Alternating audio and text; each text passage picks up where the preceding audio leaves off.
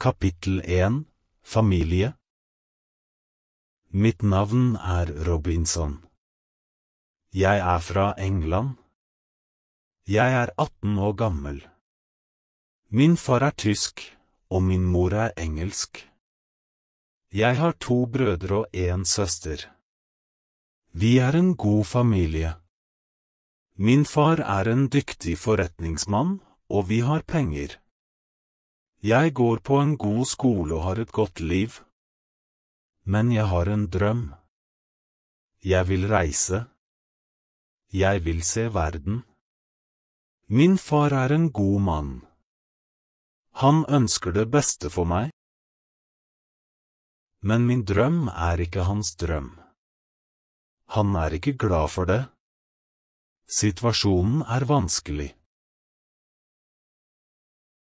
Det morgen. Min far på rommet sitt. Han vil snakke med meg. Jeg går til ham. Min far har noen spørsmål. Han vil vite hvorfor jeg vil reise. Min far sier, å reise farlig. Du kan dø. Jeg tenker på det. Å reise farlig. Jeg kan dø. Men det også veldig spennende. Jeg kan se nye land. Jeg kan møte nye mennesker. Jeg tenker på å reise hver dag. Kanskje min mor kan hjelpe meg. Jeg snakker med min mor. Jeg sier til henne, jeg vil reise. Jeg vil se verden. Vær så snill, snakk med far. Kanskje med din hjelp kan jeg reise. Min mor elsker meg. Men hun synes også at det farlig å reise. Hun mener at min plass hjemme. Hun tror livet i England best for meg. Et år senere besøker jeg en stor by. Byen heter Hull. Jeg møter en venn. Faren til vennen min har et skip. De reiser til London. Vennen min sier, bli med meg. Jeg tenker på det. Jeg ikke forberedt. Men jeg kan prøve å finne ut om reising noe for meg. Jeg reiser til London. Jeg veldig glad. Det min første lange reise. Det veldig spennende. Den første timen går bra. Men så får vi problemer. Vi ser en storm. Stormen stor. Vinden sterk. Skipet går opp og ned. Jeg blir redd. Jeg tenker på hjemmet mitt. Jeg tenker på min komfortable seng. Stormen over om morgenen. Været fint, og kvelden vakker. Alt stille. En mann kommer til meg. Vi snakker sammen. Vi snakker om stormen. Jeg snakker om min frykt. Mannen gir meg noe å drikke. Jeg drikker mye. Jeg sover veldig godt den natten. Neste dag glemmer jeg hjemmet mitt. Jeg glemmer min komfortable seng. Jeg drømmer mer om å reise. Kapittel 2 Stormen. Neste dag går skipet sakte fordi vinden ikke sterk. Så blir vinden sterk igjen. Vi seiler raskt. En ny storm kommer. Denne stormen enda større. Jeg redd. Mennene også redde. Bølgene veldig store, som fjell. Jeg ser andre skip. Skipene ser ut som små leker. Bølgene leker med skipene. Jeg ønsker å dra hjem igjen. Stormen veldig kraftig. Mennene ber til Gud om hjelp. Så ser en mann et hull i skipet. Det vann inne i skipet. Situasjonen alvorlig. Mange menn går ned for å pumpe ut vannet. Jeg veldig redd. Jeg klarer ikke å bevege meg. En mann kommer bort til meg og sier, «Gå ned og hjelp til.» Så jeg går ned og hjelper til med å pumpe ut vannet. Plutselig hører jeg et skudd. Det et signal fra kapteinen vår. Det betyr at vi har et stort problem. Skipet vårt veldig ødelagt. Det fullt av vann. Vi jobber veldig hardt. Vi pumper ut vannet, men hullet stort. Mer og mer vann kommer inn i skipet. Været blir bedre. Bølgene blir mindre. Men skipet fortsatt fullt av vann. Vi trenger hjelp. Vi ser et annet skip foran vårt. Mennene på det skipet sender en liten båt til oss. Mennene i båten kommer over til skipet vårt og hjelper oss. Vi går ombord i den lille båten deres. 15 minutter senere synker det store skipet vårt. Vi trygge i den lille båten. Vi ser land. Vi ror mot land. Vi ser folk på stranden. De venter på oss. De hjelper oss. De gir oss litt penger. Vi kan reise til London eller Hull. Jeg bestemmer meg for å dra til London. Når jeg i London, møter jeg en kaptein. Kapteinen skal til Afrika.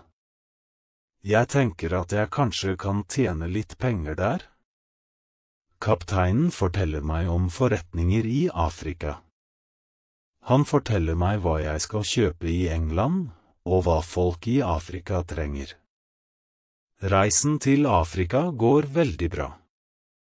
Jeg tjener mye penger etter denne reisen. Jeg glad. Jeg vil reise mer. Jeg vil gjøre flere forretninger. Jeg vil lære hvordan man styrer et skip. Kapteinen lærer meg hvordan jeg skal styre skipet. Jeg drar til Afrika igjen. Reisen starter bra. Men snart får vi store problemer. Vi ser et skip. Det ikke et engelsk skip. Det et piratskip. Piratene vil ta skipet vårt. Deres skip raskt. Snart de tett på oss. Piratene angriper oss. Mange pirater går ombord på skipet vårt. De dreper våre menn. Vi kan ikke vinne. Vi stopper kampen. Nå vi fanger. Kapittel 3 Kvinne. Jeg ung og sterk, men jeg må jobbe som slave. Jeg arbeider for piratkapteinen. Livet mitt vanskelig, og jeg veldig trist. Jeg må jobbe hardt hver dag, både i huset og i hagen. Kapteinen gir meg alltid ordre om hva jeg skal gjøre. Jeg liker ikke dette livet, og jeg ønsker å være fri igjen. En morgen møter jeg en ung kvinne som også slave. Hun så vakker. Hun jobber med å rengjøre huset. Vi snakker ikke samme språk, men det føles som om hun forstår meg. Når hun ser meg, blir hun glad, og jeg blir glad også. Noen ganger rører hun ved meg, men bare i korte øyeblikk, fordi slaver ikke får være sammen. Jeg tenker ofte på denne kvinnen. Jeg vil møte henne hver dag, men hun ikke alltid der. Når jeg tenker på henne, får jeg en god følelse i kroppen. Jeg tror jeg elsker henne. Men vår kjærlighet komplisert, og vi kan ikke være sammen. Det veldig trist. Noen ganger drar jeg ut for å fiske med kapteinen og hans venner. En ung gutt hjelper oss. Vi bruker en liten båt når vi fisker. En morgen, mens vi fisker, blir vi borte i tåken. Vi ser ingenting og kan ikke finne veien hjem. Neste dag forsvinner tåken, og vi kan dra hjem igjen. Kapteinen sier, bruk en større båt. Den større båten er bedre for lange reiser. En dag ber kapteinen meg om å legge mer mat og noen våpen på båten, fordi han vil fiske med vennene sine. Jeg forbereder båten, men vennene hans vil ikke fiske. Kapteinen sier så til meg, gjør klar båten for vanlig fiske i morgen. Dette er sjansen min. Jeg kan rømme. Jeg lar maten og våpnene ligge på båten. Planen min er klar, jeg skal flykte. Jeg tenker på den unge kvinnen. Jeg vil ta henne med meg, men jeg vet ikke hvordan. Det er umulig å ta henne med på båten. Jeg er trist og forvirret. Jeg vil være fri, men hjertet mitt vil være med henne. Neste morgen møter jeg kvinnen i huset. Hun er så vakker. Hun ser på meg og forstår kanskje at noe er annerledes. Hun skjønner kanskje at dette er vårt siste øyeblikk sammen. Hun ser meg i øynene og rører ved hånden min. Jeg tror hun forstår. Ansiktet hennes er trist, og mitt er trist også. Hun smiler til meg, og så går hun bort. Dette er vårt siste øyeblikk sammen. Kapittel 4. En time senere er vi klare. Gutten og jeg går til båten, og en mann blir med oss. Han er sjefen vår for dagen. Vi drar snart langt fra land, men vi får ikke fisk. Så bestemmer sjefen seg for at vi må dra enda lenger ut for å prøve lykken der. På et tidspunkt går sjefen fram til fronten av båten. Jeg ser min sjanse og skyver ham raskt i havet. Han prøver å svømme tilbake, men jeg tar en pistol. Når han ser pistolen, svømmer han bort. Når sjefen er langt nok unna, ser jeg på gutten for å sjekke om han er på min side. Jeg ser at han støtter meg. Etter 2 år som slave er jeg endelig fri. Vi seiler raskt med god vind, og neste dag er vi langt borte fra piratlandet. Men vi stopper ikke, vi fortsetter videre. Etter 6 dager må vi stoppe. Vi trenger ferskvann. Vi venter til natten før vi drar inn mot land. Når vi nærmer oss, hører vi skremmende lyder. Gutten blir redd og vil ikke fortsette. Vi blir værende på båten, men vi får ikke sove. Noen dyr kommer til vannet for å drikke og vaske seg. De lager forferdelige lyder, og gutten er livredd. Plutselig hører vi at et av dyrene svømmer mot oss. Gutten vil rømme, men jeg er fast bestemt på å bli. Jeg tar en pistol og skyter mot dyret. Det snur og svømmer tilbake mot land. De andre dyrene hører skuddet og trekker seg unna. Vi blir på båten. Om morgenen spiser vi brød til frokost. Gutten vil gå i land, så vi tar med oss våpen og store flasker for å hente vann. Jeg går ikke langt fra båten for å holde øye med den, mens gutten fortsetter alene. En stund senere kommer gutten løpende tilbake. Jeg tror først at et farlig dyr jager ham, men ser snart at han holder et dyr i hånden. Det er en kylling. Han er veldig glad, og jeg også. Vi har godt kjøtt og ferskvann. Jeg vet ikke nøyaktig hvor vi er, men jeg tror vi er nær Afrika, i et område uten mennesker. Vi ser ingen folk, bare hører dyr. En dag, mens vi henter ferskvann, ser vi en løve som sover på stranden. Den er enorm, bare 20 meter unna oss. Gutten blir veldig redd. Plutselig våkner løven og ser oss. Den løper mot oss, og vi har lite tid. Jeg må skyte løven. Jeg har 3 pistoler. Den første kula treffer beinet hans. Den andre kula treffer hodet, og den tredje fullfører dyret. Vi kan ikke spise kjøttet, for det er ikke godt. Men vi tar med oss skinnet. Vi legger skinnet på båten, og det tørker snart. Kapittel 5. Skipet. Vi fortsetter reisen vår og stopper bare når vi trenger ferskvann. Snart ser vi at det bor mennesker på land.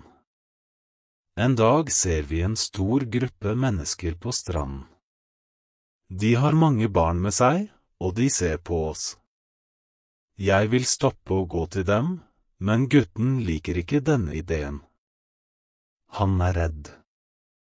Menneskene vil gi oss mat. 2 av dem løper inn i skogen og kommer tilbake med noe mat. Vi vil ikke gå i land, og de vil ikke svømme ut til oss. Vi vet ikke hvordan vi skal ta imot maten. Menneskene forstår dette, og legger maten på bakken før de trekker seg tilbake. Når de er langt unna, går vi i land for å hente maten. Nå er vi ikke lenger redde for menneskene. De kommer mot oss, og vi takker dem. Men vi har ingenting å gi dem i retur.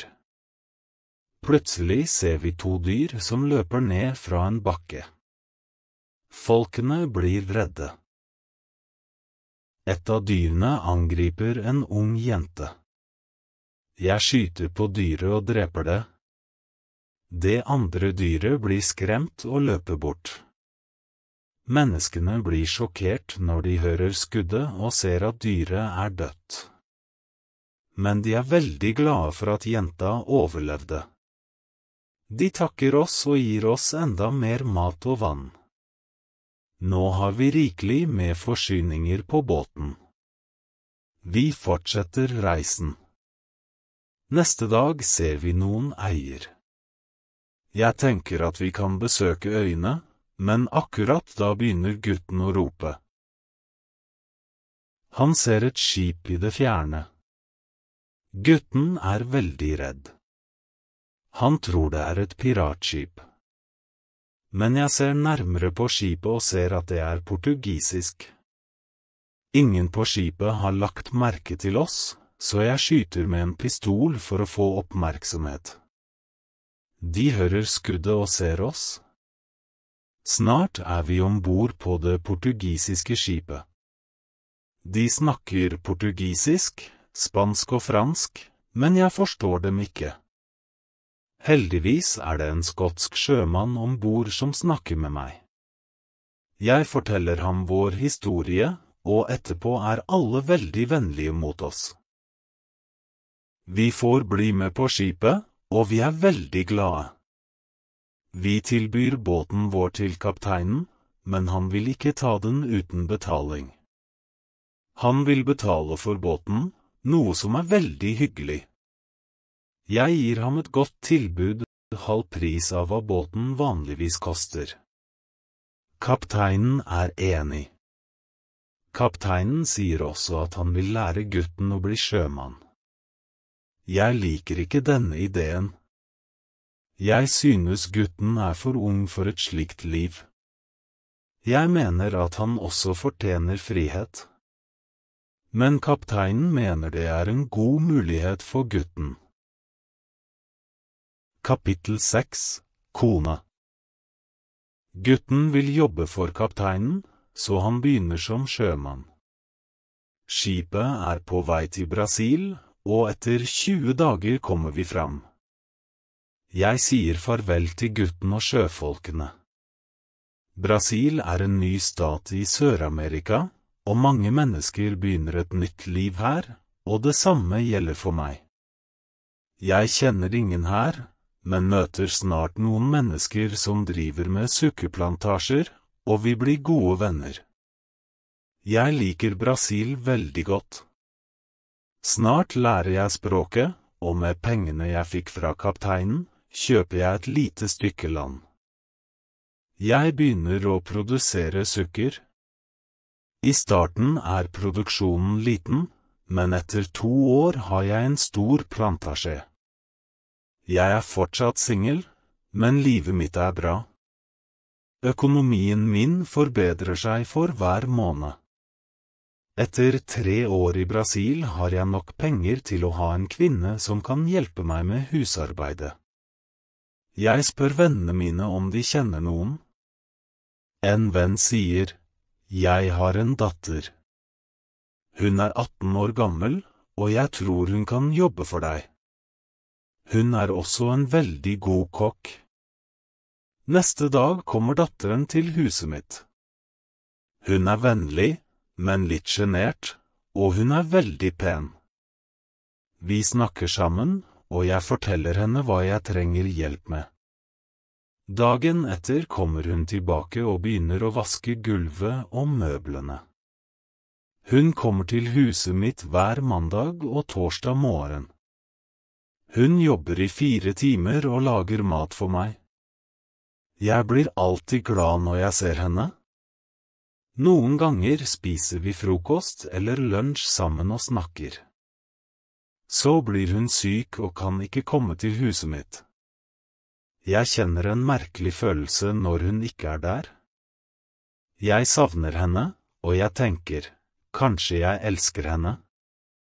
En uke senere er hun tilbake, og jeg er veldig glad for å se henne.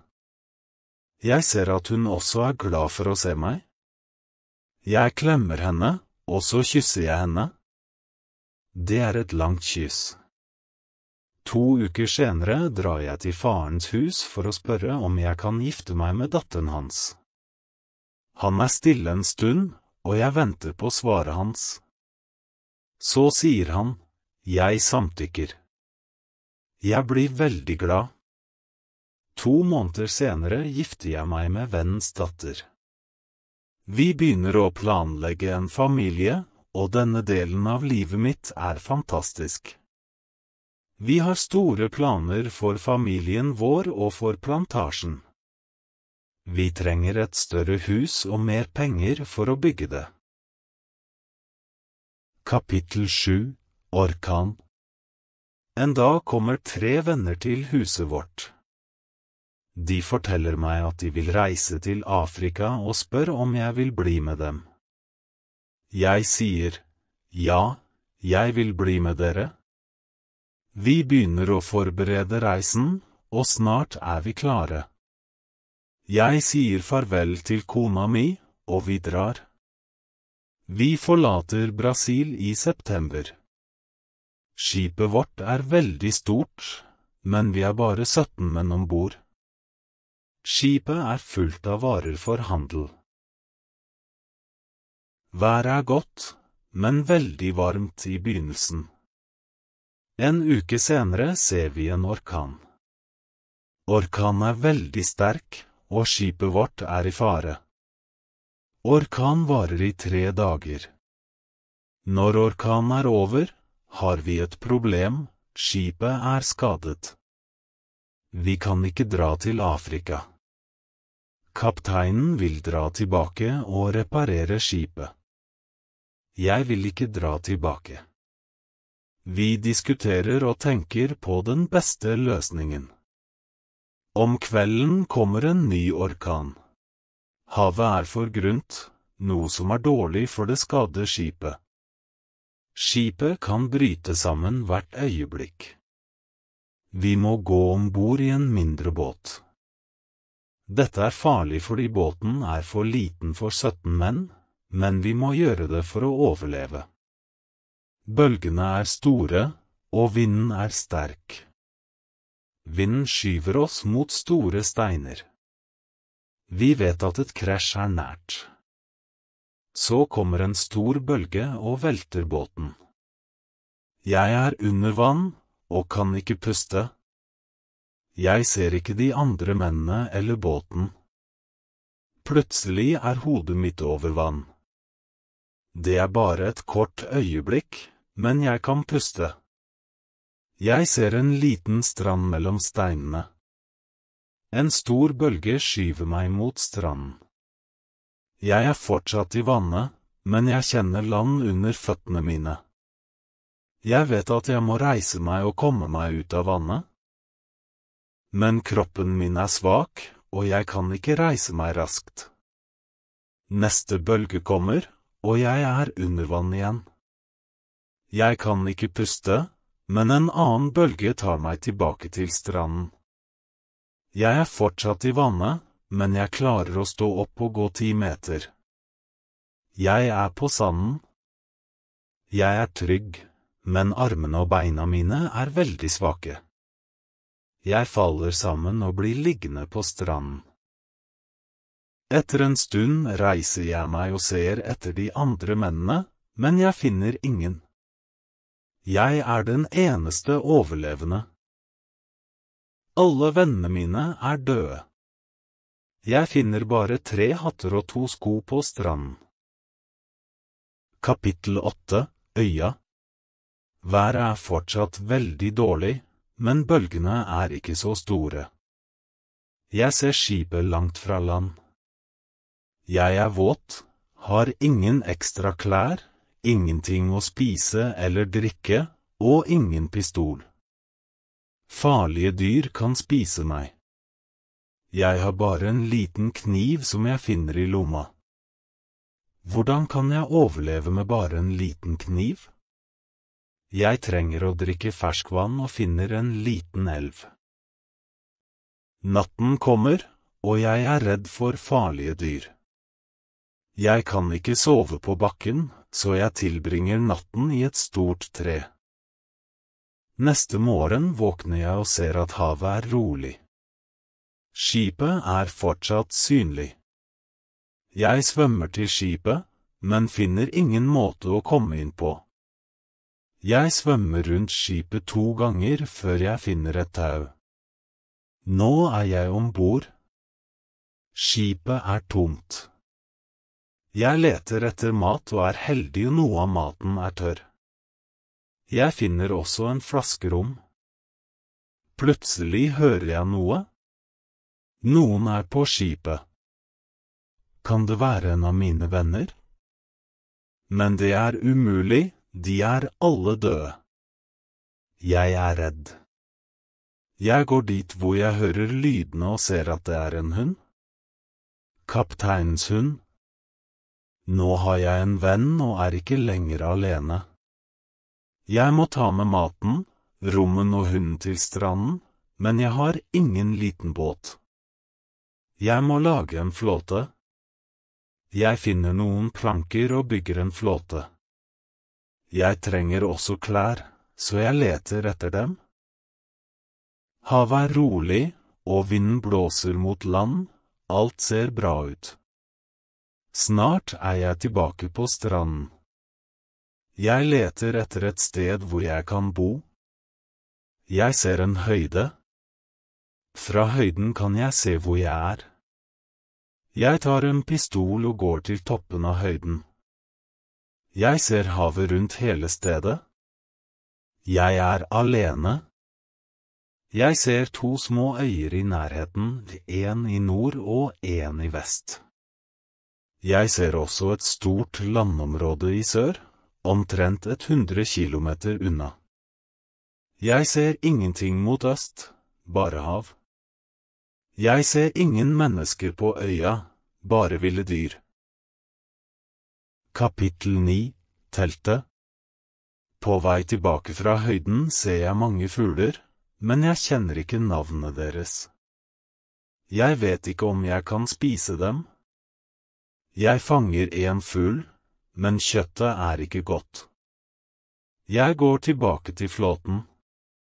Neste dag vil jeg tilbake til skipet. Jeg vil ta alle viktige ting med meg til øya, før neste storm kan ødelegge skipet helt. Jeg lager et lite telt nær stranden. Jeg tar med ting som kan ødelegges av regnet, inn i teltet. Natten kommer. Jeg legger meg på bakken med 2 pistoler ved venstre skulder og 2 pistoler ved høyre skulder. Nå føler jeg meg trygg. Jeg er sliten, så jeg sovner raskt. Neste dag svømmer jeg tilbake til skipet og lager en ny flåte. Jeg legger mange ting på flåten og er glad når jeg finner 7 nye pistoler og noen senger.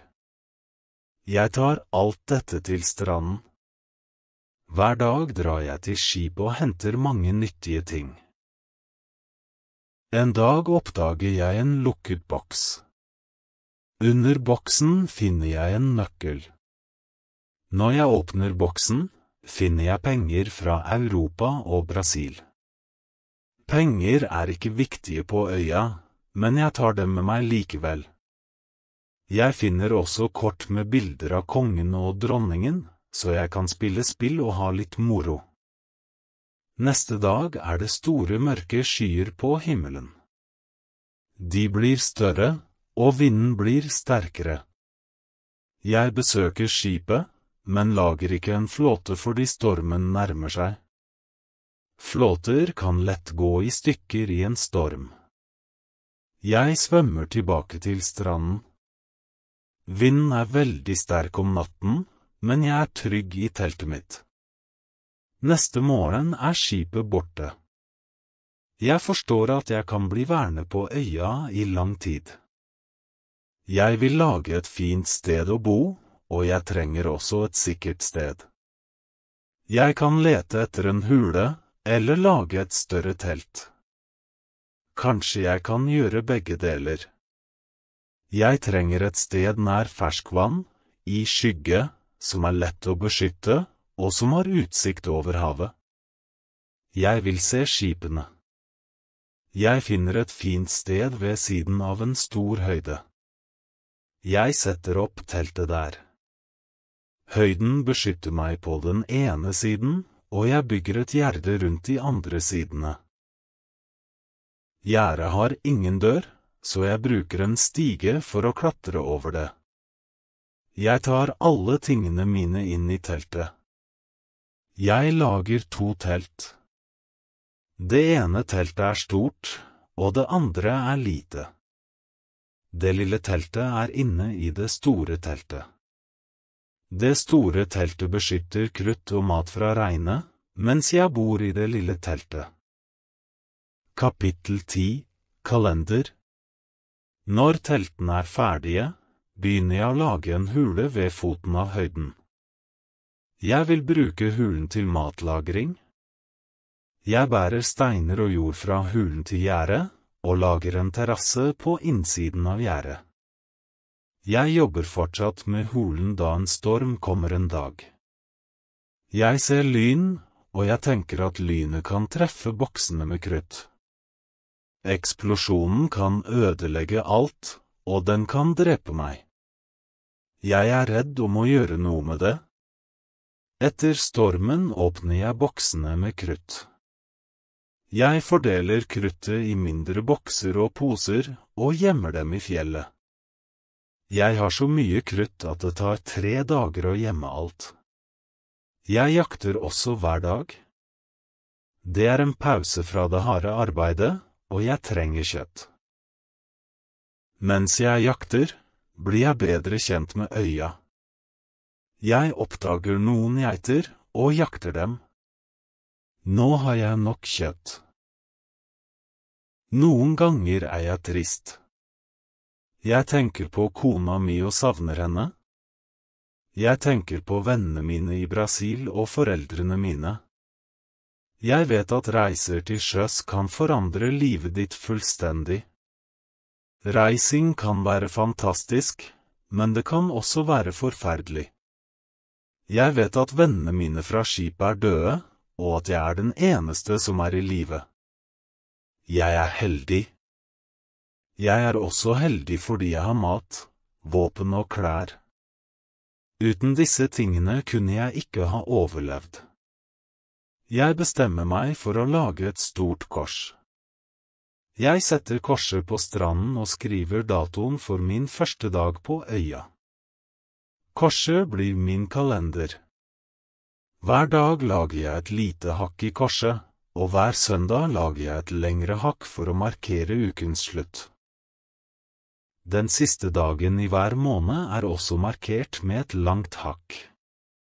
En dag begynner jeg å tenke på situasjonen min og får negative tanker. Dette er ikke bra, så jeg bestemmer meg for å skrive ned både de gode og dårlige tingene. Først skriver jeg ned det som er dårlig. Jeg er alene på øya, jeg har ingen å snakke med, og jeg har liten sjanse til å se England igjen. Men jeg er i live, jeg er trygg, og jeg har min frihet. Jeg har nok mat. Dette er positive ting. Jeg har ikke gode klær, men jeg trenger heller ikke mange klær på denne øya. Jeg har hunden min, som forstår noen ord. Han forstår når jeg sier, sett deg. Kom hit. Ta det med. Ikke hopp. Ikke gjør det. Jeg ser at situasjonen min ikke er perfekt, men jeg har også noen gode ting i livet. Jeg må fokusere på de positive tingene. Jeg fortsetter å forbedre stedet mitt og gjør hulen større. Jeg har plass til mange ting i hulen, og jeg er fornøyd fordi livet mitt nå er godt organisert. Kapittel 11, boken. Jeg trenger å lage noen møbler. Jeg trenger en stol og et bord. Jeg bruker tre fra flåten og skipet. Det tar 5 dager å lage dem. Deretter lager jeg flere møbler til hulen. Jeg legger klærne og våpnene mine i hulen også. Jeg er veldig glad når arbeidet mitt er ferdig. Hulen er nå komfortabel, og alt er godt organisert. Jeg bestemmer meg for å skrive en bok om livet mitt på øya. Jeg beskriver dagene mine i boken, og starter med min første dag på øya. Jeg skriver ned alt jeg husker. Jeg skriver også hva jeg tenker. Etter en tid på øya er livet mitt godt organisert, men det er aldri kjedelig. Jeg har alltid noe arbeid å gjøre. Hver morgen går jeg rundt på øya. Deretter jobber jeg, og jeg spiser lunsj ved middagstid. Så tar jeg en kort lur. Etterpå fortsetter jeg med arbeidet mitt. Om kvelden slapper jeg av eller skriver i boken min. Jeg gjør hulen større og større. Jeg vil ha en stor hule. Hulen er kjøkkenet, stuen og noen ganger soverommet mitt. I desember fortsetter jeg med arbeidet i leiren. Været er ikke bra, det regner hver dag. Men det er fortsatt varmt, så jeg jobber innendørs. Det blir aldri kaldt på øya, og det er bra for meg. I slutten av desember fanger jeg en geit og skader en annen. Den andre geita har et brukket bein og kan ikke gå. Jeg tar geita med hjem og hjelper den. Etter 2 uker er geita ikke lenger redd for meg. Den spiser fra hånden min. I januar reiser jeg gjennom øya og finner flere geiter i midten av øya. Jeg vil temme noen geiter, men jeg trenger en god mulighet for det. Jeg har en plan. Neste dag returnerer jeg med hunden min. Jeg tror hunden kan hjelpe meg med jakten. Jeg sier til hunden min, sett deg, vent, ikke beveg deg. Deretter går jeg rundt geitene, men på avstand. Kapittel 12, Kåren. Når geitene er mellom meg og hunden min, gjemmer jeg meg bak et tre. Jeg roper til hunden, kom hit. Hunden løper mot meg, og geitene også. Jeg venter bak treet og hopper frem når en geit er nær, og griper tak i beinet hennes.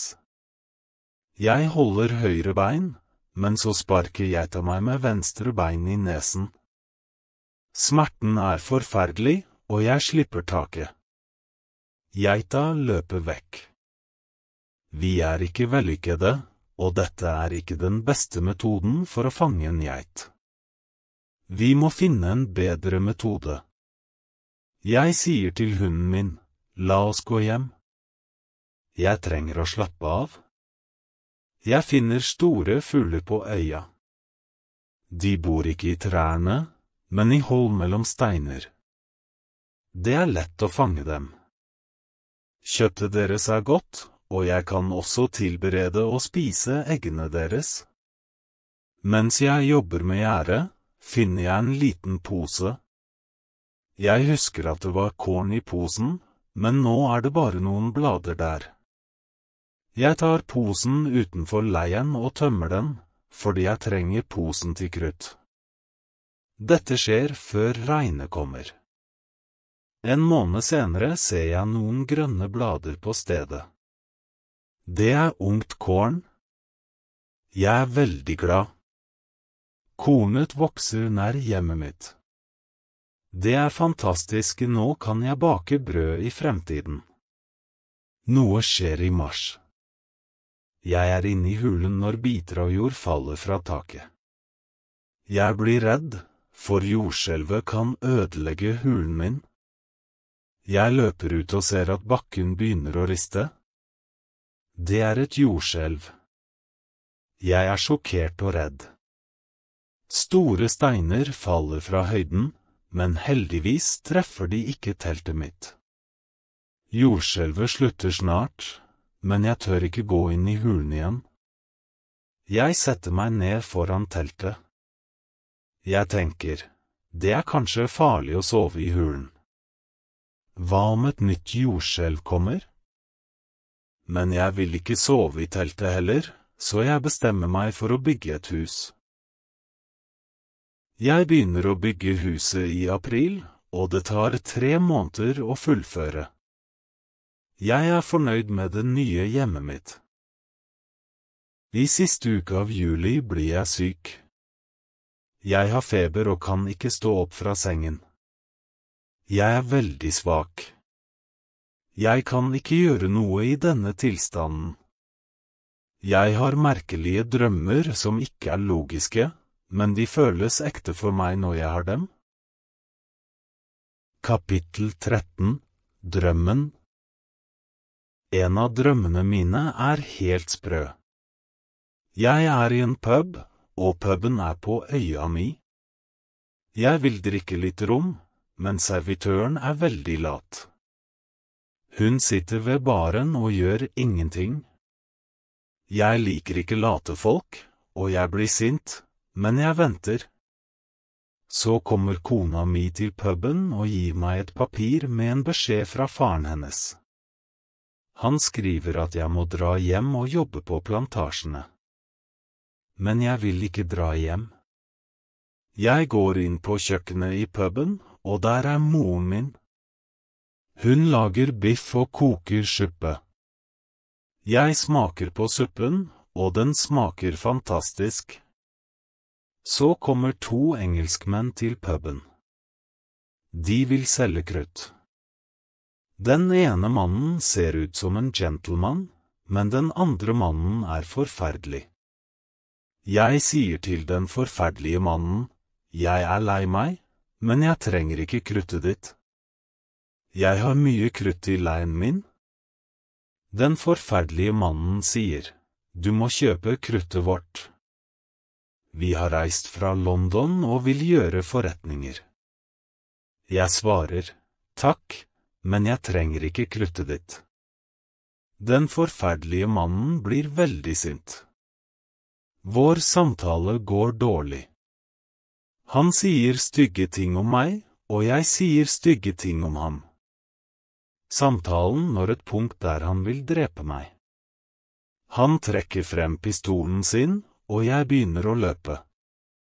Han skyter mot meg, og så våkner jeg. En uke senere føler jeg meg bedre, men jeg trenger fortsatt å slappe av og sove mye. I august er jeg helt frisk igjen, men jeg føler meg fortsatt litt svak. Jeg trenger fysisk aktivitet, så jeg går rundt på øya i 10 dager. Jeg føler meg bedre etter disse turene. Når jeg er sterk nok, bestemmer jeg meg for å utforske hele øya. Jeg finner en ny interessant del av øya og en dal med en innsjø, som ligger i den sentrale delen av øya. Jeg finner også meloner her. De ser ut som store baller og er veldig søte. Jeg finner også epler, appelsiner og sitroner. Kapittel 14. Huset. Jeg flytter ikke til Fruktdalen, men jeg bestemmer meg for å bygge et hus der. Jeg besøker dalen ofte, og litt etter litt bygger jeg et lite hus.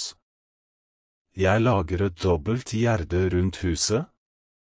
Huset er beskyttet som en festning.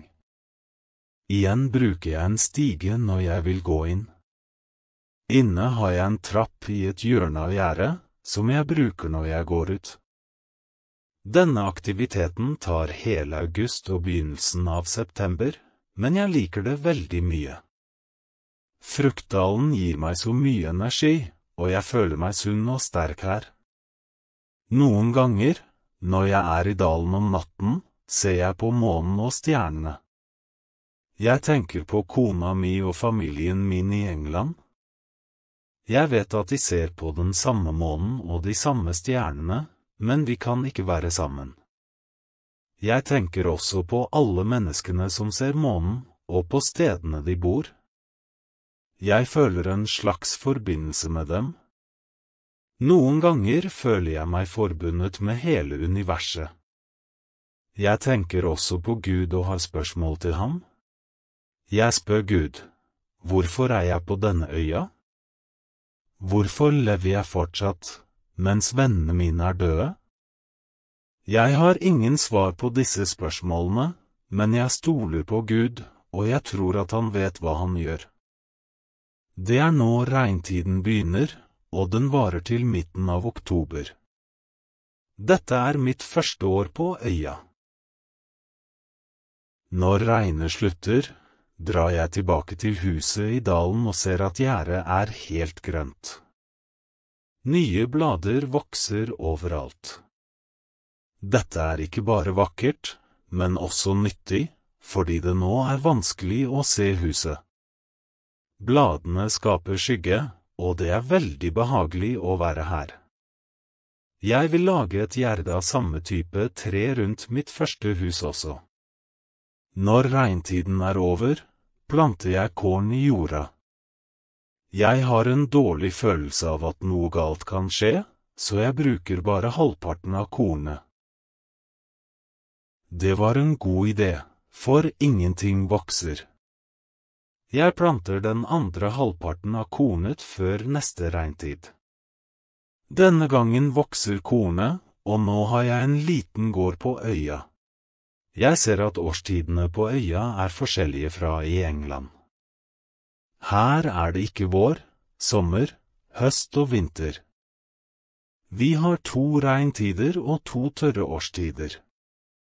Med denne informasjonen kan jeg nå planlegge når jeg skal dyrke korn. Kapittel 15. Kurven. Jeg tar lengre og lengre turer rundt på øya, og jeg trenger en kurv til disse turene. Med en kurv kan jeg bære mer mat og frukt fra Fruktdalen. Jeg kutter grener fra treet jeg bruker til gjerdene mine og lager en kurv av dem. Når jeg er ferdig med kurven, bestemmer jeg meg for å ta en lang tur rundt øya. Jeg går gjennom Fruktdalen, og etter dalen finner jeg noen sletter med mye gress. Sletten er veldig flat. Det er mange blomster på slettene, og de lukter veldig godt. Mange insekter flyr rundt blomstene, og jeg ser store sommerfugler. Vingene til sommerfuglene er 10 centimeter brede. Jeg ser også små trær rundt slettene og finner nøtter på disse trærne. Disse nøttene er annerledes enn nøttene i England. De har en annen form og er søtere enn de engelske nøttene. Jeg oppdager også noen nye dyr på denne siden av øya. Her lever villkatter, og jeg ser mange papegøyer og andre interessante fugler. Jeg fanger en papegøye og tar den med meg. Kroppen dens har mange farger, rød, grønn, oransje, blå, rosa og gul. Denne delen av øya er veldig fin og har mer mat, men jeg vil ikke flytte hit. Hunden min fanger en ung geit på vei tilbake. Jeg redder geita og tar den med meg. Jeg vil holde geiter, og nå har jeg en ny sjanse. Jeg lar geita bli i huset mitt i dalen, mens jeg forbereder et sted for den i mitt første hjem. Jeg er veldig sliten etter turen, så jeg slapper av hele dagen. Jeg lager et bur til papegøyen og tar geita hjem. Geita begynner å bli rolig. Jeg lager et kart over hele øya og legger til de nye stedene jeg har funnet på kartet. Tiden går fort, og snart er det september igjen. Dette er mitt andre år på øya. Jeg er mindre trist nå og har akseptert situasjonen min. Dagene mine er like. Jeg jakter om morgenen, lager mat til lunsj, slapper av når solen er sterk, og jobber om kvelden. Dette er min typiske dag. Jeg lærer også papegøyen min å si navnet sitt. Han heter Paul. Jeg får et problem med kornet mitt i november og desember. Geitene vil spise de små plantene. Jeg vil ikke miste kornet, så jeg lager raskt et gjerde rundt åkeren med kornet. Jeg lager en port i gjerdet og setter hunden inne for å beskytte kornet om natten. Snart er plantene høye, men en ny fare dukker opp. Fugler begynner å spise frøene. Jeg skyter mot fuglene, og de flyr bort. Jeg må passe på åkeren hver dag. Kapittel 16. Brød. Jeg har mitt første korn i slutten av desember, men det er ikke mye. Jeg bestemmer meg for å beholde alle frøene for å plante dem senere. Jeg trenger potter til frøene og begynner å lete etter leire på øya. Jeg finner leire og prøver å lage en potte, men lykkes ikke i starten. Jeg prøver igjen og igjen. Etter 2 måneder med eksperimentering lager jeg 2 potter. Jeg fortsetter å lage små potter, og kvaliteten blir bedre og bedre. Jeg lager også lange, lave potter hvor jeg legger sjøvann. Når vannet er borte, har jeg salt. En dag finner jeg et ødelagt stykke potte i bålet. Brannen har gjort det hardt som stein og rødt. Jeg får en idé, jeg tar en potte og lager et bål rundt den. Etter 2 timer er potten veldig hard, og jeg er fornøyd med resultatet. Jeg trenger også et verktøy for å lage mel. Jeg bruker et stort stykke hardt tre og lager et hull i det, hvor jeg legger frøene.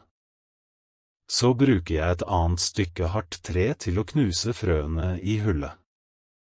Melet ligger på bunnen av hullet. Nå vil jeg bake brød. Jeg blander melet med vann, og legger brødet mellom 2 steiner nær bålet. Dette er mitt første brød på øya. Det er ikke perfekt, men jeg liker det veldig godt, siden det er mitt første brød på lenge.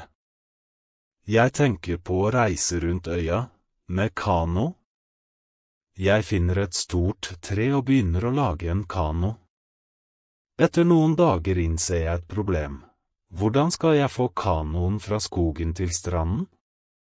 Det er en liten høyde mellom skogen og stranden, og kanoen er for tung til å flyttes over høyden.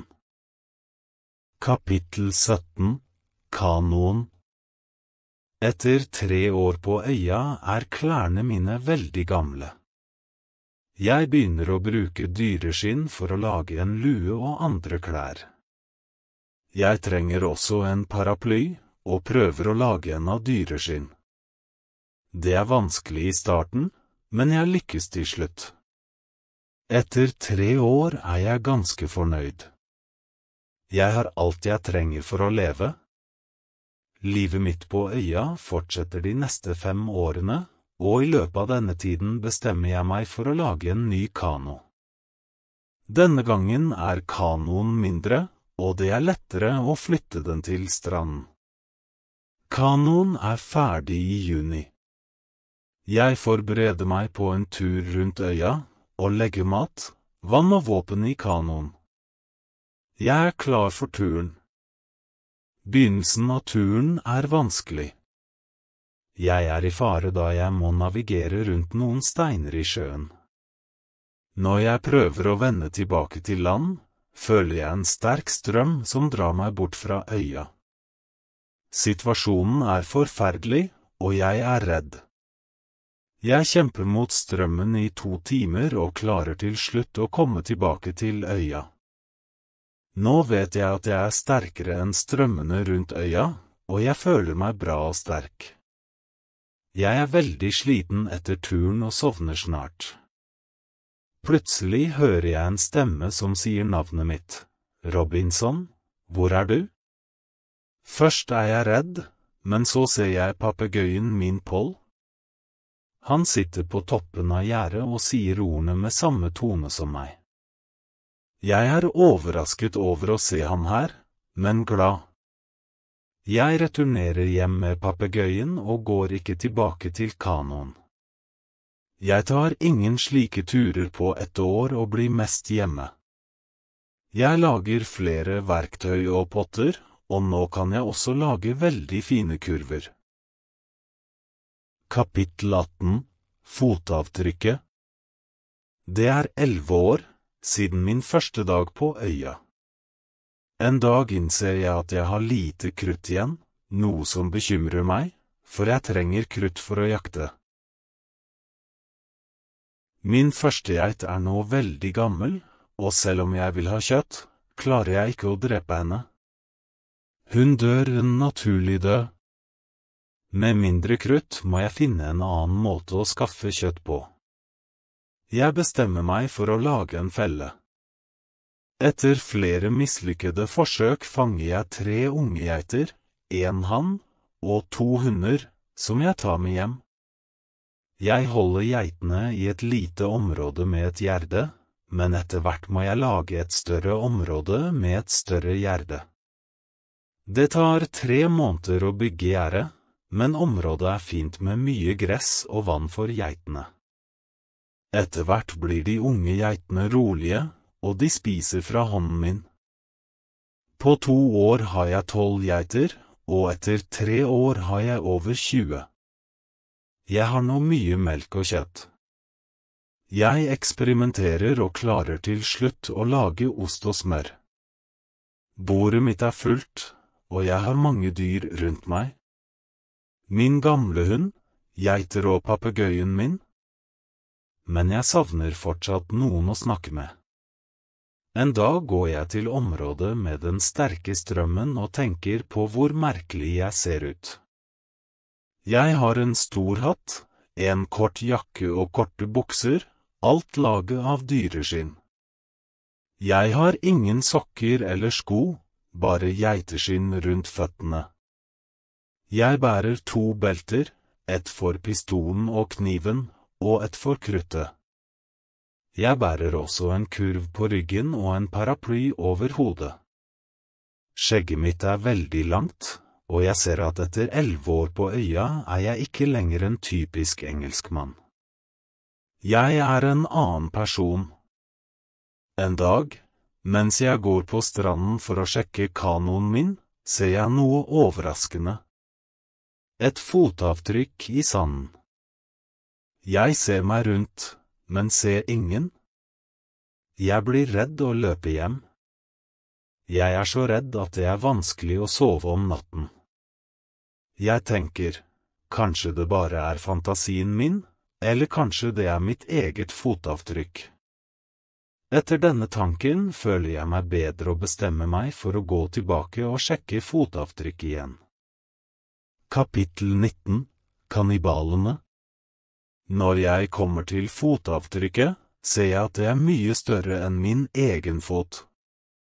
Det er umulig at det er mitt. Jeg blir redd igjen og begynner å få panikk. Jeg vil ødelegge maisåkrene mine og huset i dalen for å skjule all min aktivitet på øya. Jeg er så redd at jeg ikke får sove hele natten, men til slutt sovner jeg litt på morgenen. Da jeg våkner, er hodet mitt klart. Jeg innser at det ikke er så rart at mennesker bor på øyene rundt. Jeg tenker, kanskje dette var deres første og siste besøk her. Denne tanken får meg til å føle meg bedre. Men jeg bestemmer meg for å gjøre noe for å beskytte meg selv hvis de kommer tilbake. I løpet av den neste måneden lager jeg et nytt gjerde rundt huset mitt, med hull i gjerdet, så jeg kan skyte gjennom det hvis jeg blir angrepet. Nå er huset mitt veldig godt beskyttet, og ingen kan lett komme nær meg. Jeg er også bekymret for geitene mine, så jeg deler dem i 2 grupper, og bygger et mindre gjerde i en annen del av øya. Det tar mye tid, men nå er dyrene mine trygge. Etter 16 år på øya, skjer noe veldig trist. Hunden min dør. Jeg gråter i 3 dager, og det er min verste dag på øya.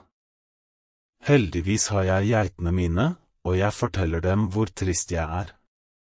Selv om de ikke forstår ordene mine, føler jeg at de forstår meg og mine følelser. De er uvanlig rolige og stille.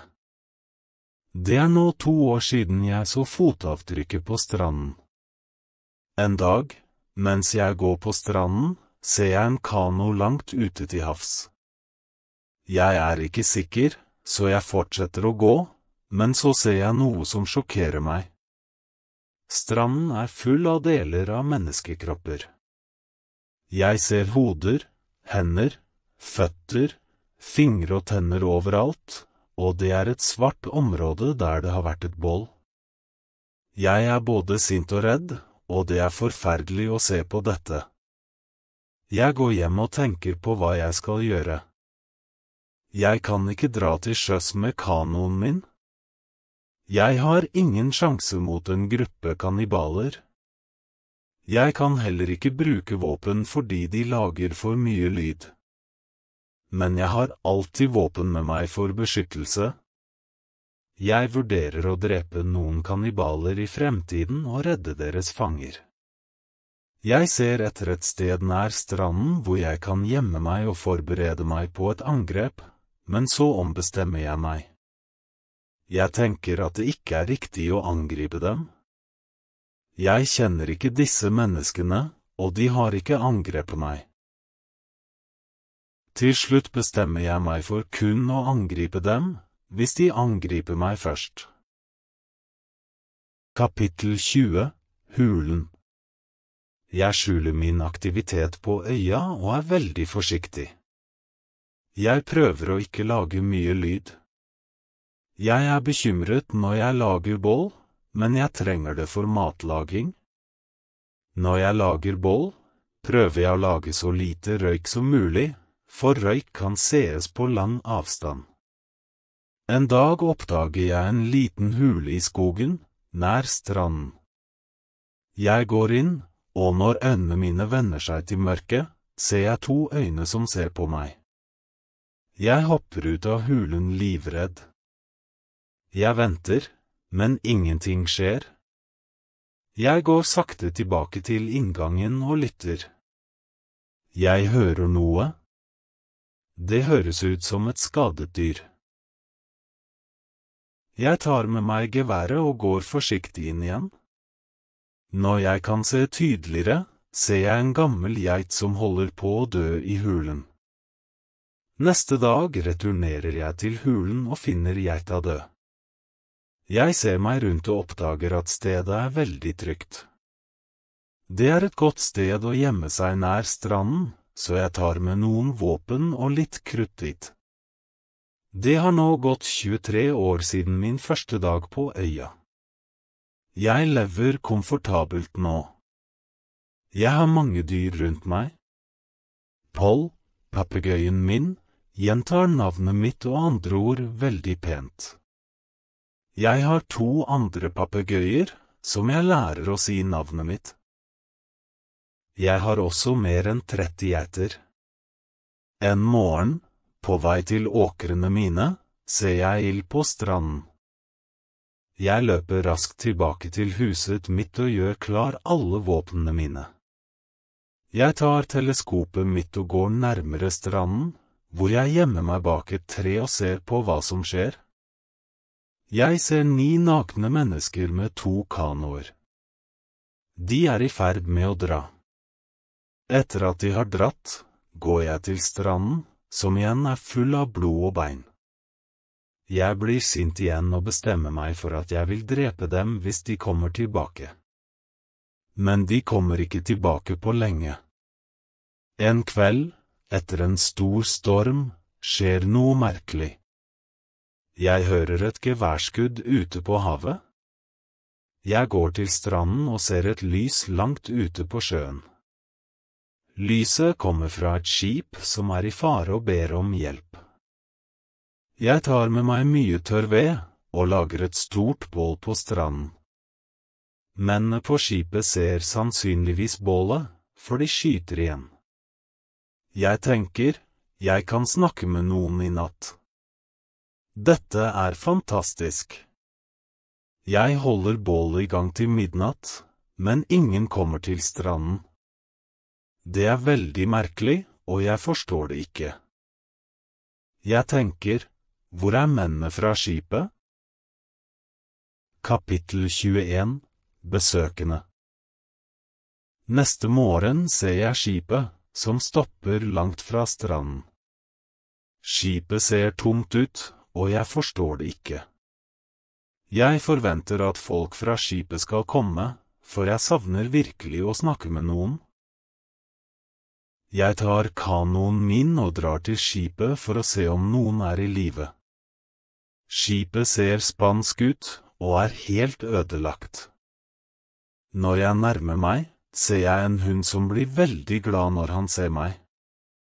Jeg gir ham brød og vann. Han er sulten og tørst. Jeg finner ingen mennesker på skipet.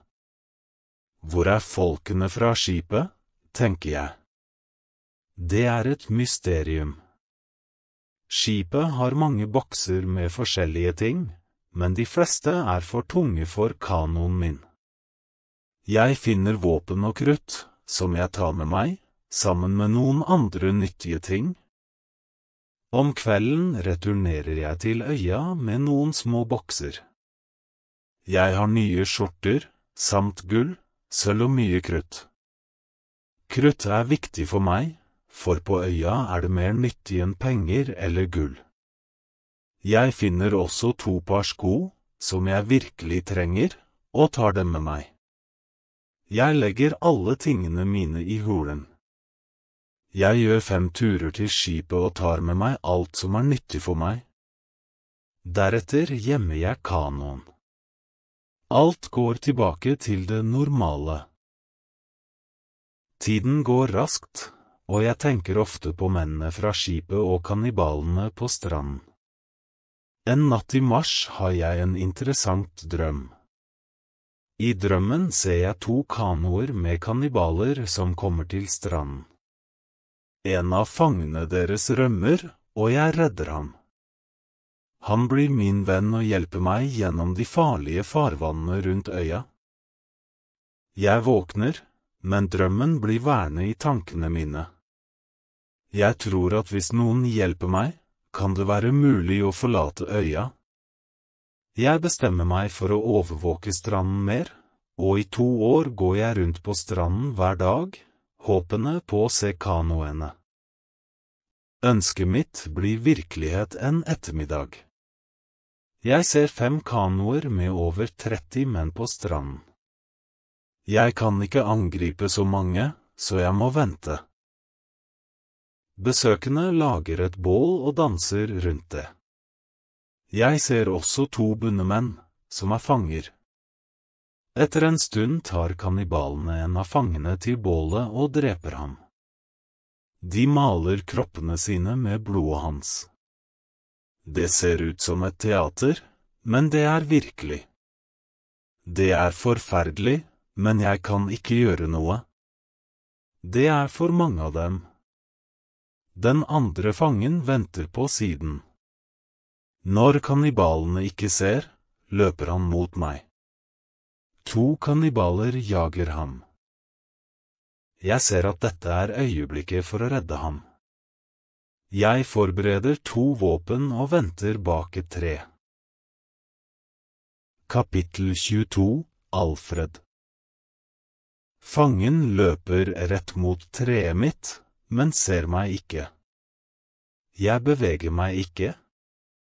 Så løper han forbi meg, og når den første kannibalen nærmer seg, hopper jeg fram. Jeg skyter ham. Den andre kannibalen ser dette og prøver å skyte en pil på meg, men jeg skyter ham også. Fangen stopper når han hører skuddene. Han redd. Jeg smiler til ham og viser at det trygt å komme nærmere. Han går ned på knærne, legger hodet på bakken, og tar foten min, og legger den på hodet sitt. Jeg viser ham at han kan reise seg. Han reiser seg, ser på de døde kannibalene og undersøker kroppene deres. Han kan sannsynligvis ikke forstå hvordan de døde. Han tar pilene fra de døde mennene. Vi skjuler likene i skogen og går til den dypere delen av skogen. Jeg tar mannen med til hulen min, som en hemmelighet. Jeg gir ham brød, kjøtt og vann. Han veldig sliten og sovner straks. Jeg ser at han ung, slank, men sterk, og antar at han rundt 25 år gammel. Han har langt svart hår, mørk hud og et vennlig ansikt. 3 timer senere kommer han ut av hulen, og jeg ser hvor glad han for å være i live og trygg. Vi blir i hulen om natten. Neste dag ser vi at kanoene har dratt, og vi alene på øya. Alfred vil spise likene av kannibalene, men jeg blir sint og viser ham at det galt. Jeg forstår nå at Alfred også en kannibal. Vi begraver kannibalene og går til stranden, som full av menneskebein og blod. Vi samler alle kroppsdeler og lager et stort bål for å brenne dem. Jeg lager et lite telt til Alfred, mellom de 2 hjerne rundt huset mitt. Jeg litt redd, for jeg vet ikke om Alfred kan skade meg. Etter en stund innser jeg at jeg ikke trenger å være redd. Alfred en god mann, som en sønn for meg, og jeg som en far for ham. Jeg veldig glad for å ha Alfred på øya. Jeg begynner å lære ham det han trenger å vite om livet som en europeer. Først lærer jeg ham noen nye ord som hei, hallo, ha det, og takk. Det ikke lett i starten, men jeg tålmodig og glad for å ha noen å snakke med. Kapittel 23, Samtale. Jeg glad for at Alfred på øya, og jeg vil vise ham hva jeg spiser. Jeg skyter en ung geit, men Freda blir redd for geværet. Han forstår ikke hvordan en så liten ting kan drepe en geit og vil ikke røre geværet. Vi lager en suppe, og Alfred henter noen urter fra skogen. Urtene minner om pepper, og gir suppen en fantastisk smak. Neste dag lager vi geitekjøtt med saus, og Alfred henter igjen urter og planter, som gjør sausen god. Vi lager en fin salat fra plantene. Jeg lærer Alfred å tilberede mais og bake brød, og snart kan han bake veldig godt brød. Vi utvider åkeren vår for å dyrke mer mais, og Alfred hjelper meg mye med alle aktivitetene. Alfred er også flink til å fange fisk. Samarbeidet vårt er helt fantastisk, og vi er et godt team. Jeg vil lære Alfred engelsk og ønsker å gjøre det raskt. Jeg tar rollen som lærer veldig alvorlig. Jeg snakker sakte, i nåtid, med enkle ord og korte setninger. Alfred forstår mer, og vi snakker om mange emner. Når Alfred ikke forstår noe, peker jeg eller forklarer ordet. Hvis det ikke hjelper, tegner jeg i sanden. Snart begynner Alfred å forstå mange setninger og bruker selv noen ord.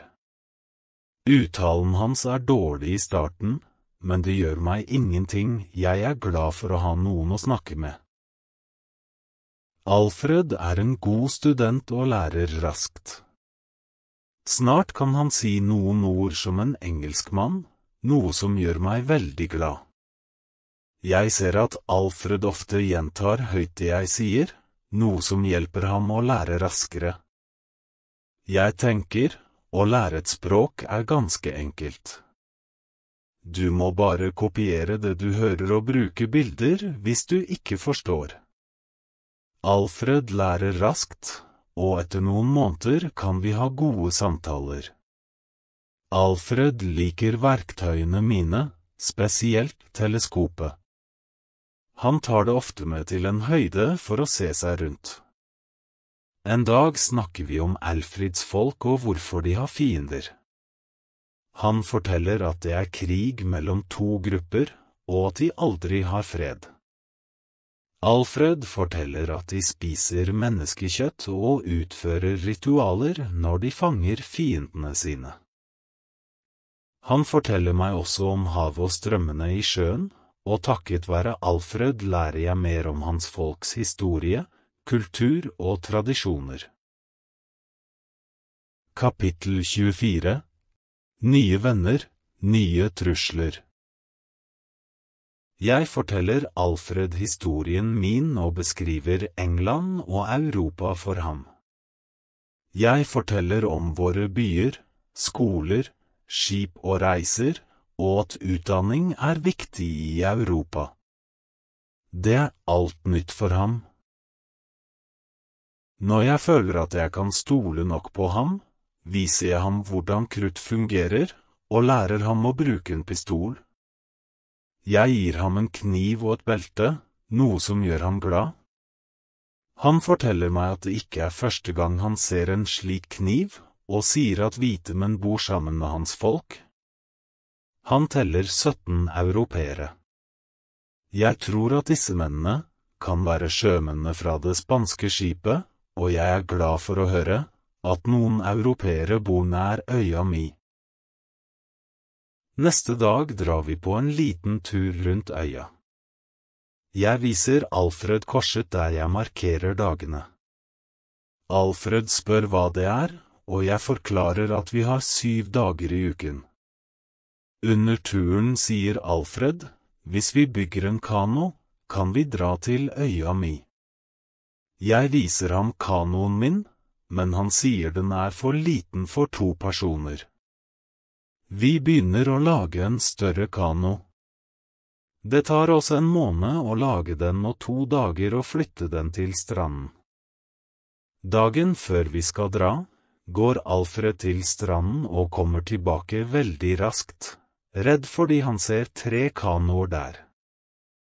Han tror at kannibalene er her for å finne ham.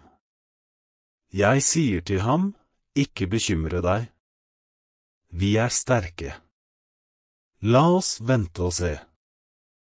Vi tar 15 geværer med oss og går til en høyde. Vi ser 14 kannibaler, 2 fanger og 3 kanoer på stranden. De stopper nær skogen, noe som gjør det lettere for oss å angripe dem og redde fangene. Vi går stille gjennom skogen. Jeg tenker på min rett til å drepe dem og bestemmer meg for kun å angripe om nødvendig. Kapittel 25, Far. Når vi kommer nær stranden, ser vi at kannibalene sitter rundt bålet. De begynner å spise den første fangen. Den andre fangen, som er europeisk, er fortsatt i live. Kannibalene vil spise ham også, så jeg bestemmer meg for å redde ham hvis det er mulig. Vi beveger oss nærmere, men forblir skjult bak trærne. 12 kannibaler er fortsatt ved bålet, og 2 av dem går mot den hvite mannen. Jeg gjør klar våpnene mine og ber Alfred gjøre det samme. Vi skyter raskt med 6 våpen og dreper 3 kannibaler og skader 2 alvorlig.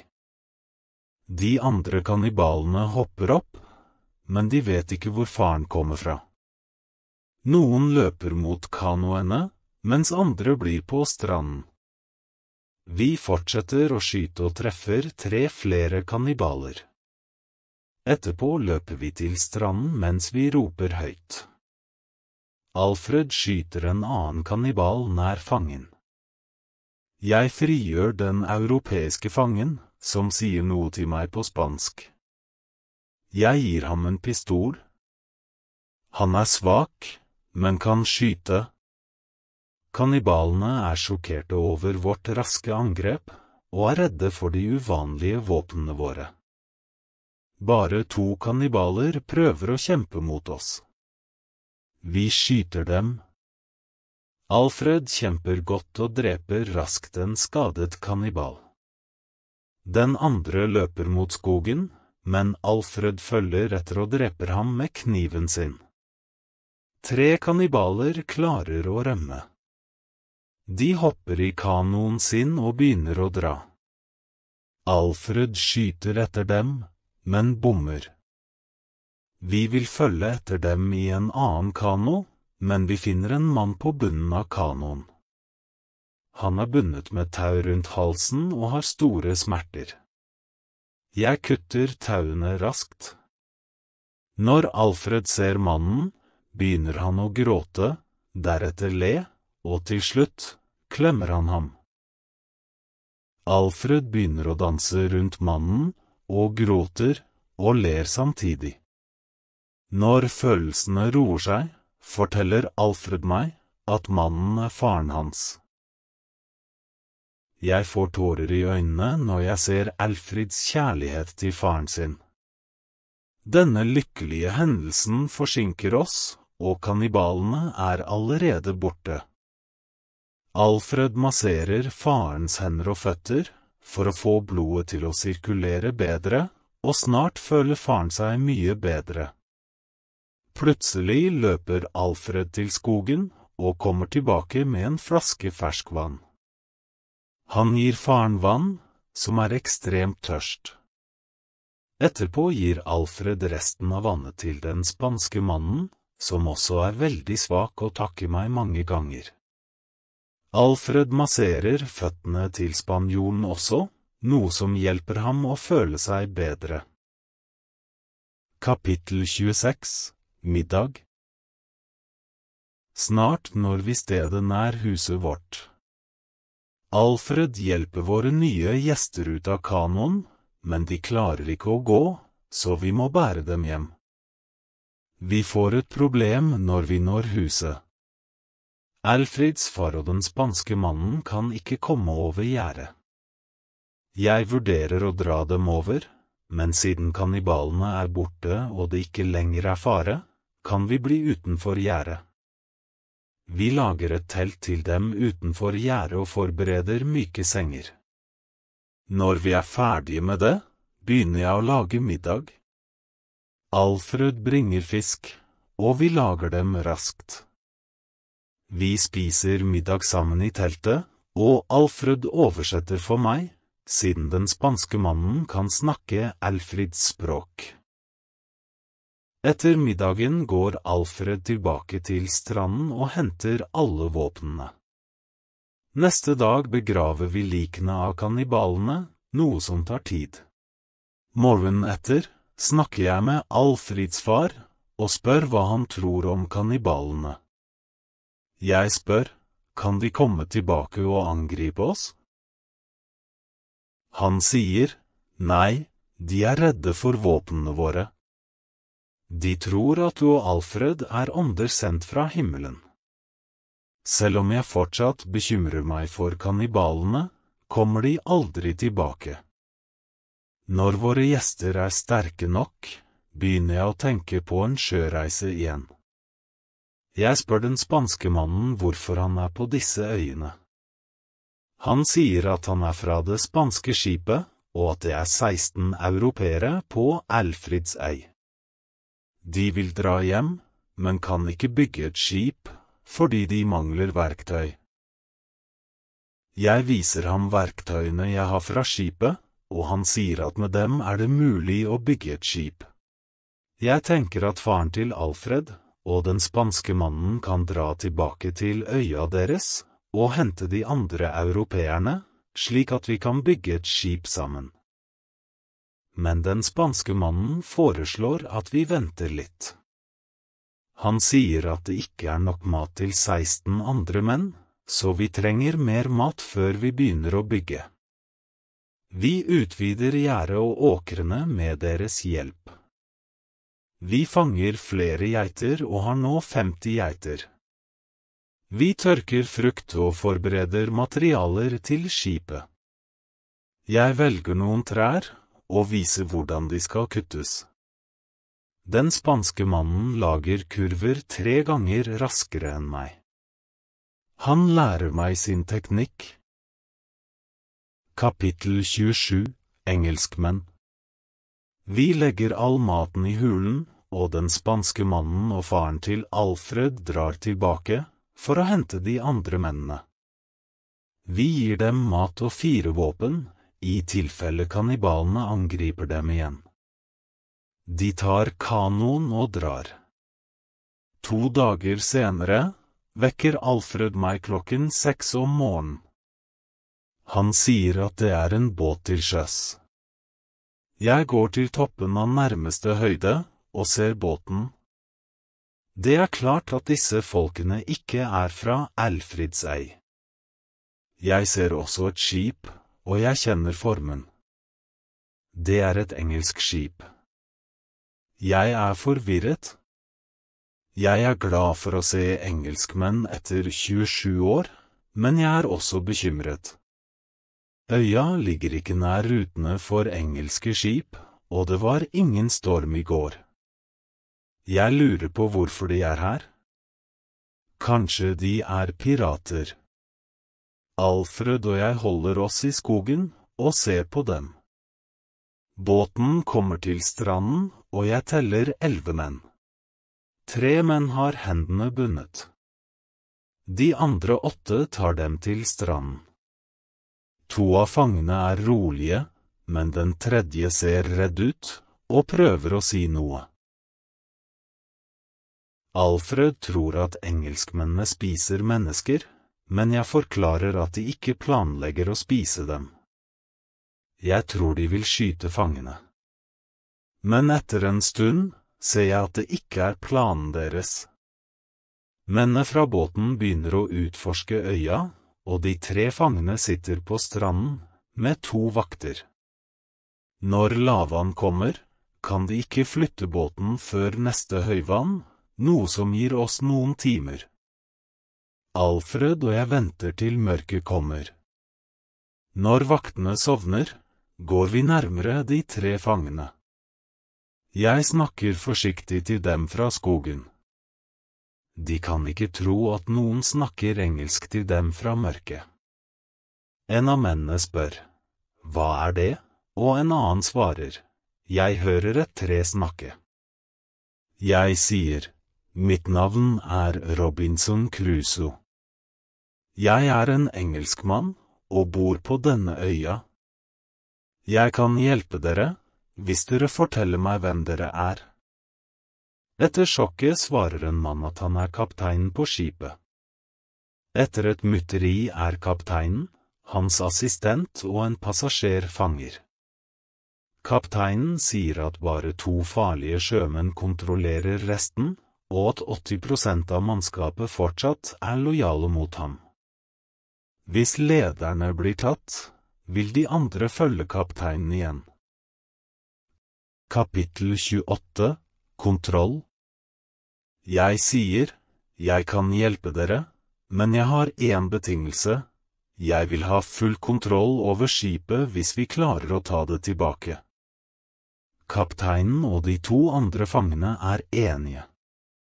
De gir meg full kontroll over skipet og deres liv. Vi frigjør fangene, gir dem våpen, og begynner å planlegge angrepet. Midt i samtalen ser vi at vaktene våkner og roper på 3 andre menn som er nær dem. Vi skyter vaktene. Kapteinen snakker til de 3 andre mennene, og ber dem om å være lojale mot ham, og hjelpe til med å ta tilbake skipet. De går med på det. Vi binder dem og etterlater dem på stranden. 3 andre menn som hører skuddene, kommer tilbake, og ser at situasjonen er endret. Vi er 5 og har mange våpen, så de velger å være lojale mot kapteinen. Vi binder også disse mennene. Vi gjemmer fangene i skogen. Deretter går jeg og kapteinen tilbake til huset mitt, og jeg forteller ham historien min. Han er sjokkert og takknemlig for hjelpen min. De er sultne, så jeg tar dem med hjem, og viser dem alt jeg har gjort på øya. De er overrasket over hva jeg har oppnådd. Men vi har ikke mye tid til å utforske. Vi må planlegge hvordan vi skal ta tilbake skipet, for det er 16 menn om bord og vi er bare 5. Vi bestemmer oss for å tømme båten. I løpet av morgenen hører vi en pistol fra skipet. Et signal. Skipet sender en annen båt til stranden. Vi ser 8 menn. Kapteinen sier at 6 menn er lojale mot ham, men lederen av opprøret er blant dem. Kapteinen mener det blir vanskelig å slå dem, men jeg sier at vi har en god sjanse. Vi må handle raskt. Kapteinen stoler på 2 av fangene, som lover å kjempe på vår side. Vi gir dem våpen, og vi er nå 7 menn, klare til kamp. Når båten når stranden, hopper mennene ut og trekker båten opp på stranden. De roper på sine venner, men ingen svarer. De begynner å sette båten i vann igjen, og kapteinen blir redd, for at de vil dra tilbake til skipet. Men 10 sekunder senere endrer de planene. 3 menn blir igjen i båten, mens de 5 andre går for å lete etter sine venner. Kapittel 29 – Planen. Vi fortsetter å følge med på begge gruppene. De 5 mennene i skogen diskuterer hva de skal gjøre, men returnerer til stranden uten å lete etter vennene sine. Vi må handle raskt. Jeg har en plan. Alfred og assistenten går til midten av øya og roper til sjømennene. Sjømennene følger lydene og beveger seg bort fra stranden. Planen vår fungerer godt, og de 5 mennene er snart langt unna. Vi går til de 3 mennene i båten og forklarer situasjonen. De velger å ikke kjempe mot oss og bli våre fanger. Når Alfred og assistenten returnerer, er sjømennene langt unna, og vi gjemmer oss mens vi venter på dem. Når de kommer tilbake, er de slitne. Først går de til båten, og blir overrasket over at de 3 mennene er borte. De roper på sine venner, men ingen svarer. Lederen og 2 andre menn går mot skogen der vi gjemmer oss. Kapteinen og Alfred angriper dem når de nærmer seg. Lederen blir drept umiddelbart, en annen mann blir skadet, og den tredje løper tilbake til båten. Vi går ut av skogen og løper mot båten. Kapteinen beordrer sjømennene til å overgi seg, og de gjør det raskt. Vi binder fangene, men kapteinen stoler på 3 menn og binder ikke dem. Nå er vi 10 menn, og begynner å planlegge hvordan vi skal ta tilbake skipet. Alfred og jeg blir igjen på øya for å passe på fangene. Kapteinen og hans menn tar båten og drar til skipet, forkledd som fanger. Når de kommer ombord, viser kapteinen sitt ansikt, og angrepet begynner. Noen sjømenn blir skadet, og 1 mann blir drept. Opprørslederen. Når skipet er tatt tilbake, hører vi 7 skudd. Signalet om at skipet er under kapteinens kontroll igjen. Jeg er så lykkelig at jeg begynner å gråte. Etter 10 minutter kan jeg snakke igjen, og kapteinen gir meg nye klær. Jeg er glad for å få klær etter så lang tid.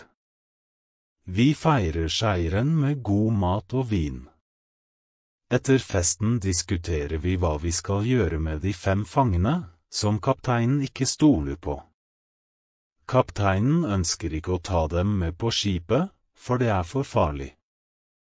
Jeg foreslår at vi lar dem velge mellom å bli på øya eller møte døden i England. De velger å bli på øya, og vi setter dem i hulen, som nå fungerer som et fengsel. Jeg ber dem vente på flere ordre. Kapittel 30, Sønnen.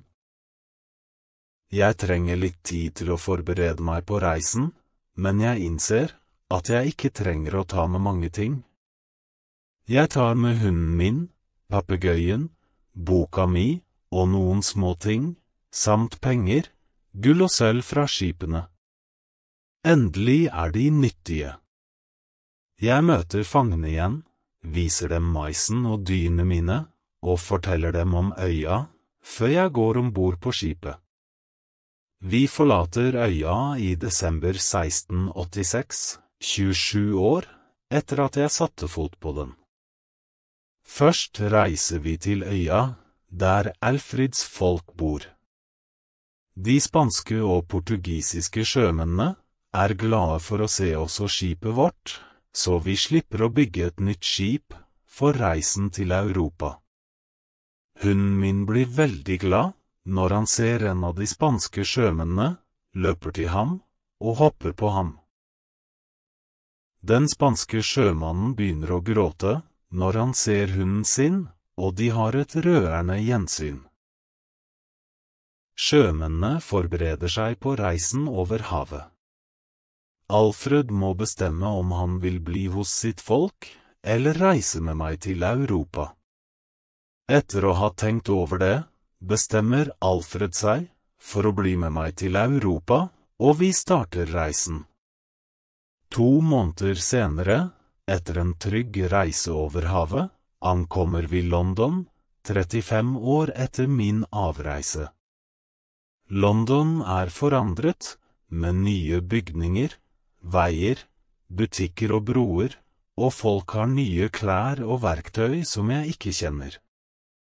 Jeg vender tilbake til York, der begge foreldrene mine er døde, men jeg finner noen slektninger. Min søster, onkel og tante. De tror at jeg har vært død, så jeg har ingen rett til familiens penger eller land, men jeg får bo hos dem. England er et stort sjokk for Alfred, spesielt kulden i februar med snø og is. Det er ikke logisk for ham, hvorfor vi lever i slike forhold. Jeg sender et brev til Brasil, i håp om å få kontakt med folkene der. Jeg vil vite om min kone fortsatt lever, og om plantasjen min eksisterer. I mai får jeg et brev og noen gaver fra min kone. Hun skriver hyggelige ord, men forteller at hun giftet seg på nytt etter 10 år uten å høre fra meg. Hennes nye ektemann døde for 2 år siden, og hun lever nå uten en mann. Min kones far sender meg også et brev om plantasjens inntekter og utgifter, sammen med flere fine gaver, inkludert skinn, gull og sukker. Min kone gir meg en stor overraskelse. Jeg har en sønn som ble født 8 måneder etter at jeg dro. Han er nå en voksen mann og vil møte meg. Jeg er overveldet av følelser. Jeg gråter og ler om hverandre, og vet ikke hvordan jeg skal være rolig. Kapittel 31, Brasil. Jeg vurderer en reise til Brasil for å møte min kone, sønn, og se plantasjen min. Jeg planlegger å reise, men bare for et kort besøk. Jeg sender brev til min kone med fine gaver og spør om jeg kan besøke dem. Hun svarer at jeg er velkommen. Når vi ankommer Brasil, møter jeg min kone og sønn. Min kone er forandret, men fortsatt vakker, og min sønn er en stor og sterk mann, som styrer familiens plantasjer. Han snakker bare portugisisk og litt spansk, og etter så mange år, husker jeg bare noen få ord. Men etter hvert blir jeg bedre. Etter en måned kan jeg snakke flytende med min kone og sønn, og vi har mange samtaler. Brasil er også forandret. Folk har nye klær og større plantasjer, og jeg ser at mange jobber der. Vi blir i Brasil i 3 måneder, og jeg vurderer å besøke øya igjen. Alfred vil også gjerne se øya. Min sønn ønsker å bli med, men jeg mener det er for farlig. Til slutt planlegger vi reisen til øya, og 2 uker senere setter vi seil. Når vi ankommer øya, møter vi Alfreds folk som nå bor der. Jeg spør om fangene, men de vet ikke hvor de er, kanskje de er døde. Alfreds folk sier at de ikke spiser europeere, bare sine fiender fra andre øyer. Jeg er lettet når jeg hører det.